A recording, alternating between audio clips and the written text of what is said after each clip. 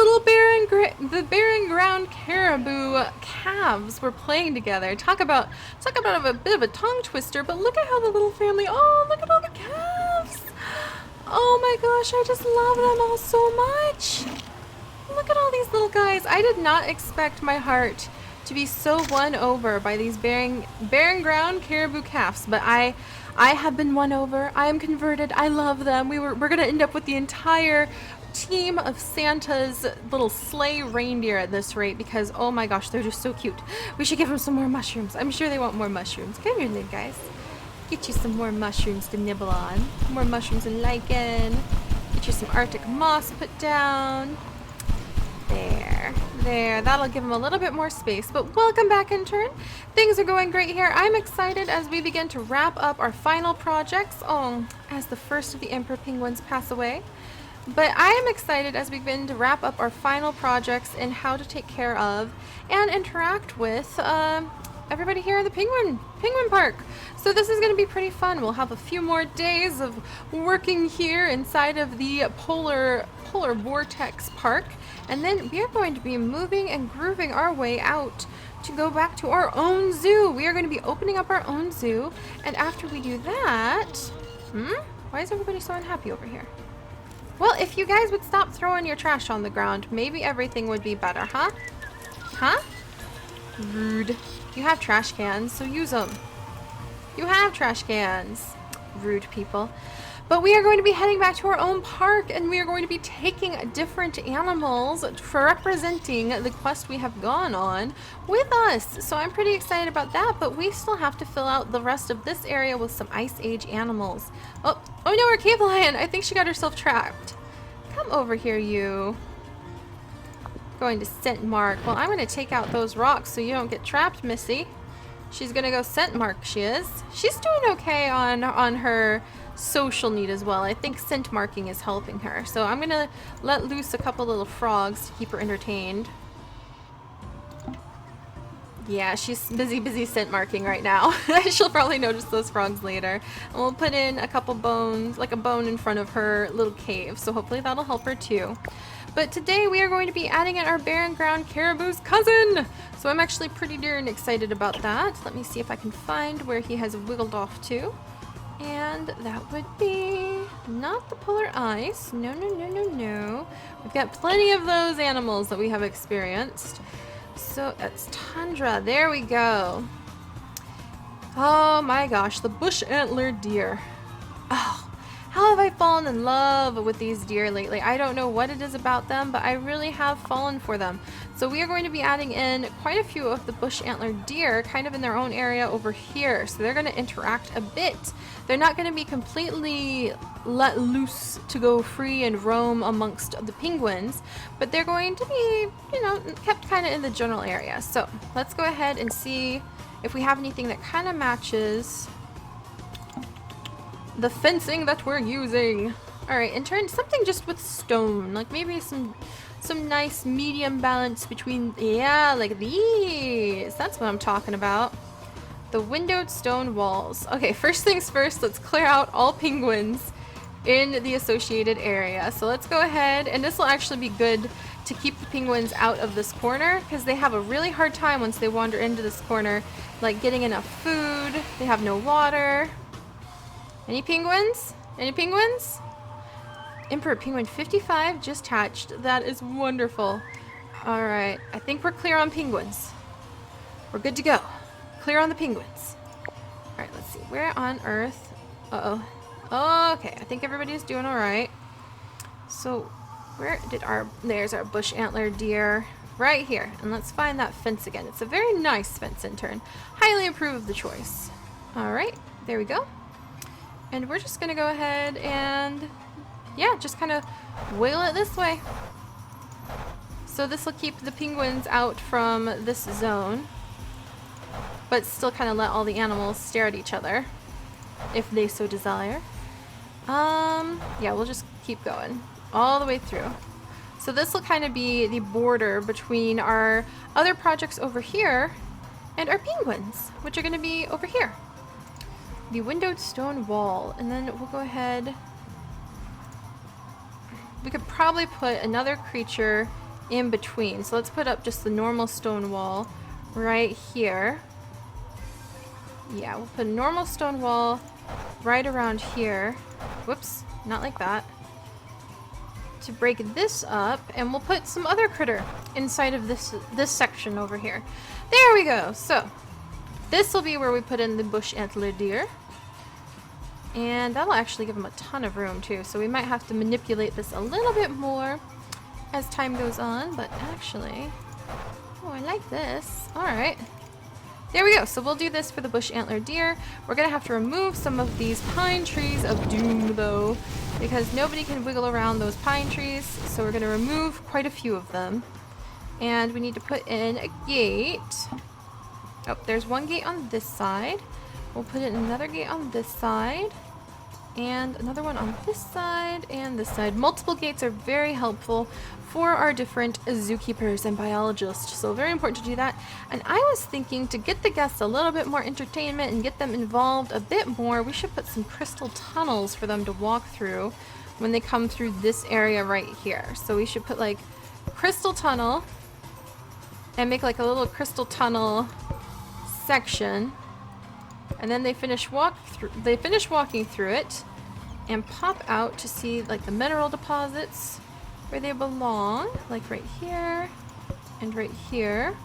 And let's put down some big old rocks. So now let's grab some big giant rocks to put down nearby them.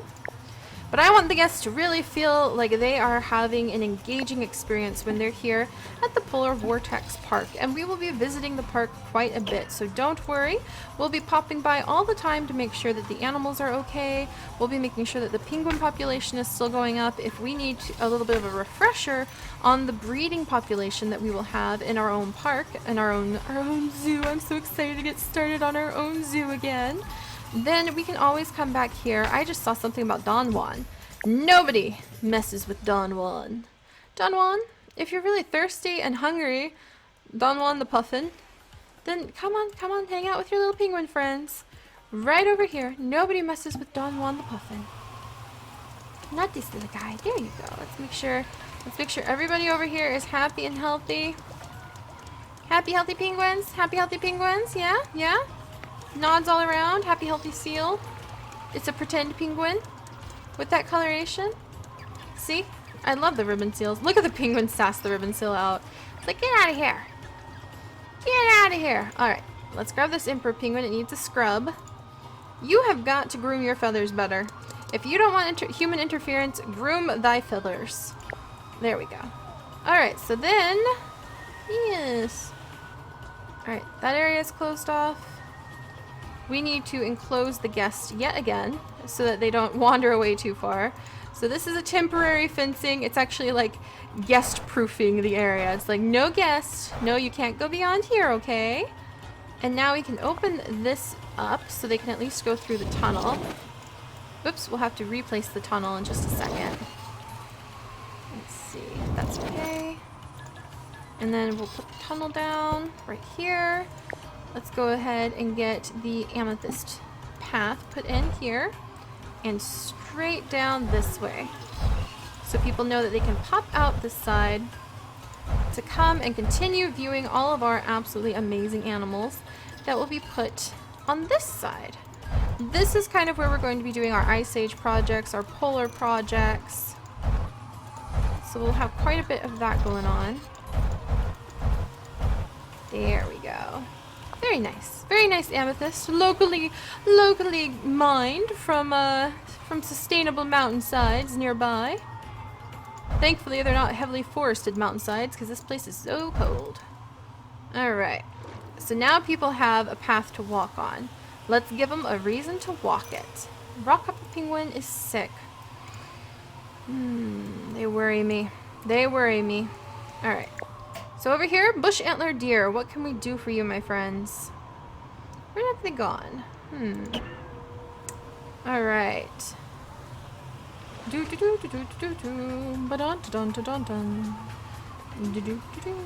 they are. All right, come here, little Bush-Antler deer.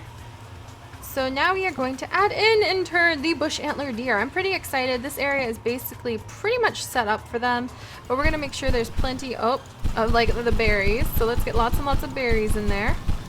Things for them to nibble on, keep them healthy and happy. Some diamond leaf willows. Some of their plants that they would be a little bit more familiar with back then. All right, we'll get those down. A little bit of Arctic moss along here. Just kind of, and trying to make it look like it grows organically is great for the animals and great for the aesthetics for the guests. So try to just like make it look like it spreads organically in turn, like moss does. I'm sure you've been watching them. Dang it, Emperor Penguin of old age. We are losing quite a few of the Emperor Penguins from old age now. It is a sad fact of life, but we should rejoice in the fact that we have kept them healthy and happy enough that the Emperor Penguins stayed here at this amazing mystery of nature island north of the Atlantic, or excuse me, north of Antarctica. And there we go. There we go. Oh, look at this little area. I think they're gonna like it. Maybe a couple dwarf azaleas. And maybe some of these in various areas. Good. So that should give them something to do, and then we'll give them some little shade structures because they will want that so they can rest under them. And then we'll put in some of their food right down here and here, and more of it over here, kind of tucked into the plants. That's always a nice organic way to do it. And then a nice spot for water. So let's try making a little pond, and we'll see. Oh, and Prancer's pregnant again! Yay! So we're gonna make a little pond right here and see how that goes. And then we should probably check on Hannah, our Japanese giant salamander. I want to see how she's doing. All right, come on, you. Grr, little pond. You got too big. You got too big. There we go. We'll have to shrink this pond down a bit because we want to have since they're like herd animals, we want to make sure they have enough room to move around in turn. There we go. Good job. Good job. All right, and we're actually going to return the biome to being the polar ice coloring. So let's go ahead and get more snow down. Oh, actually, we don't need polar ice. We need, let me try to remember what we were using for the sake of the beautiful grasslands that we have over here. And I cannot remember. Was it the Alpine? May have been the Alpine. Yeah, it was the Alpine. There we go. You know the grass has to have somewhere to grow. There we go. Wonderful. And I'm so glad that we have guests here now who will be able to learn so much about these animals, go home, teach their kids, really get involved, get into it. Being able to see them in a zoo has always helped me really feel more engaged with a lot of species, just because there's something that's really hard to describe about how you can just see them and interact with them. All right. Oh, and then let's make sure there's nothing else that this little one would enjoy. Aha. Let's get some salt put down. Definitely need some salt. Let's put down a couple scratching posts to keep them busy, and I think that that's good to go. Wonderful. All right, so let's add in 2 females, 1 male, and we're just gonna see how things go. Oh my goodness, they're huge. Bush-Antler deer. Has anyone ever told you you were wow, really prickly antlers? Let us not anger these creatures. We do not want to be pricked with those, I would say. Oh, are they going to explore the water? Let's check this out. Yep, they're drinking the water, so good. We know that they can access and drink that water. That makes me feel good. Gonna put these down for the guests so that they can admire. This is our new project. As we continue to study the genetics, we try to understand what brought about the demise of these amazing creatures so that we can prevent future demises. Future demises, we don't want those to happen with the creatures that we have in our lives now. So hopefully we can prevent that. We're gonna have to move this actually. Oh, why are you really hungry? Don't go into the pine forest of doom! Stay out of the pine forest of doom!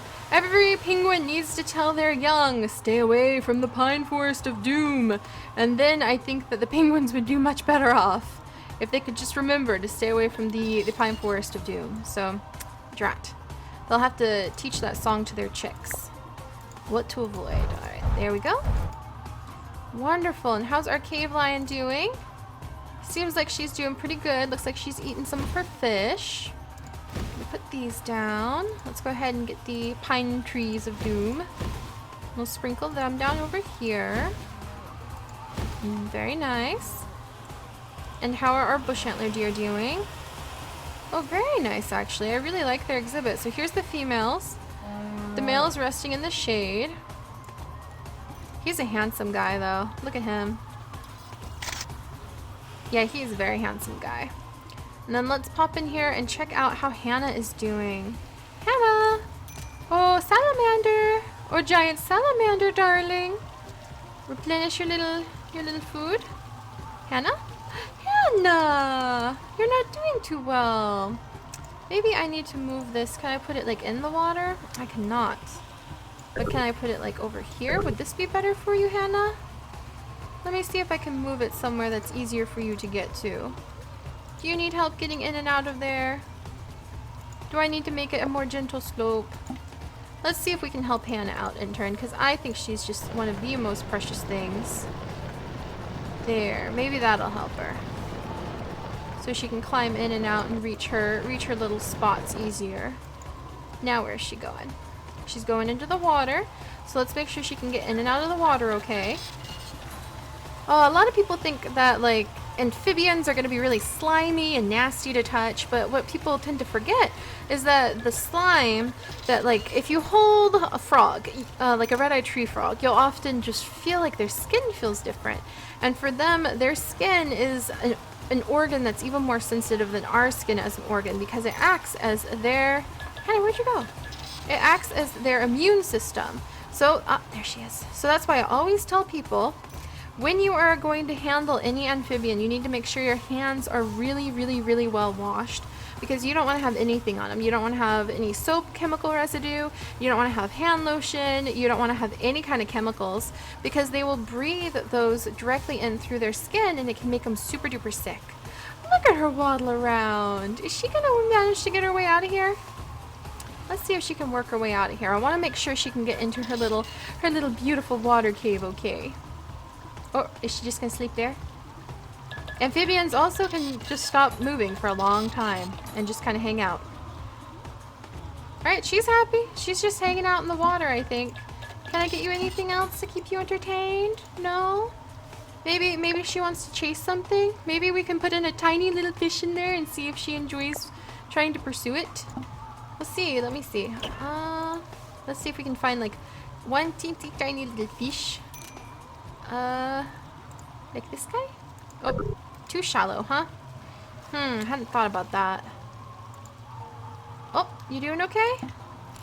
She seems to be doing okay, so we'll keep an eye on her. She is an amphibian after all, so her needs aren't quite as complex and complicated as they can sometimes be with our primates or even our birds. Hello, little ones. And finally, we need to check and see if we can manage to send out more of the Rockhopper Penguins. We have been told the Rockhopper Penguins need to find a way to have a new home. Also, some of the Hourglass Dolphins. I was told to release some of them too. Let's find some unassociated males. Let's see, 18 is just a baby. 13 is swimming with somebody. I don't have the heart to take him away. 16 we can release though. Oh no, what's going on here? I told you guys, stay out of the Pine Forest of Doom. It is the Pine Forest of Doom, my friends. Alright, come here, little penguin. Let's get you all healed up, tidied up. There you go. Alright, and let's see if we can release just a few more rockhoppers so we can achieve... Oh, okay, yeah, that one's doing okay. What about you? Come here, little baby. You should know how to groom yourself. The penguin who does not groom itself becomes a sick penguin, and we cannot have that. So there we go. Got you. And now, let us see. Any rockhopper penguins? Are you doing better? I'm worried about you, penguin 40. Yeah, it's going to be okay. Alright, the penguins are doing a lot better since we released those. What? No, I told you! Out of the Pine Forest of Doom. Avoid Avoid! You're not even supposed to be able to get up there. Penguins can't fly. Stop trying to wiggle back into that forest. It's dangerous. But everybody has been doing really, really well since we had so many of those rockhopper penguins. And yeah, he's gonna be okay, I think. No, don't go groom another penguin.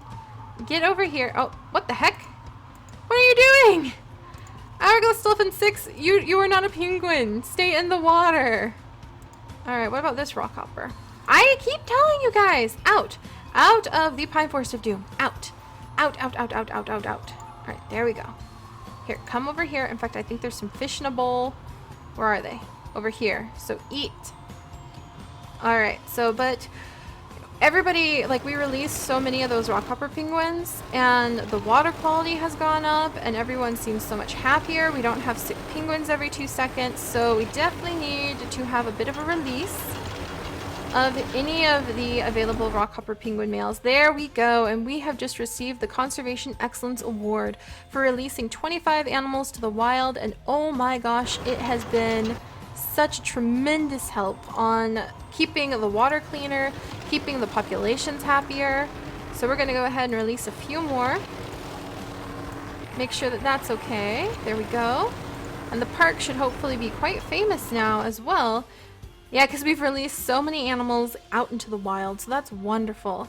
But alright, Intern, we are tackling one Ice Age species after another, and I'm having a wonderful time watching as this park has flourished from such a little place, and now it's turned into a place where we have some prehistoric projects going on. Who just got pregnant? Hang on now. Oh, Dancer is now pregnant. Our bear and ground caribou are doing fantastic. We have cave lions. We are really... Oh, look at her. Oh, she is up on that rock. Hang on a second. Hello, beautiful. Look at you. Oh, there we go. I got you. I'm trapped in the tree. There we go. She is just... Oh, she's so pretty. Look at that cave lioness. Isn't she just so pretty? Lovely, lovely. But we have new projects sprouting up on the edges over here. So we'll have to add in some more of the Ice Age animals next time. And then we will get ready. We will head out. We will go to our own personal zoo. We'll continue going to quests, but after each quest, or even during each quest, we will bring some of the animals that we come across, that we care for, back home to our zoo. So I'm really looking forward to that. And I'm really looking forward to being able to work with multiple different biome types at the same time, because we're getting a great feel for it. So I will see you tomorrow bright and early in the morning, Intern. Make sure to wear your snow boots so you can stay warm, and we'll have to see what shows up next. So I'll see you then. Bye bye.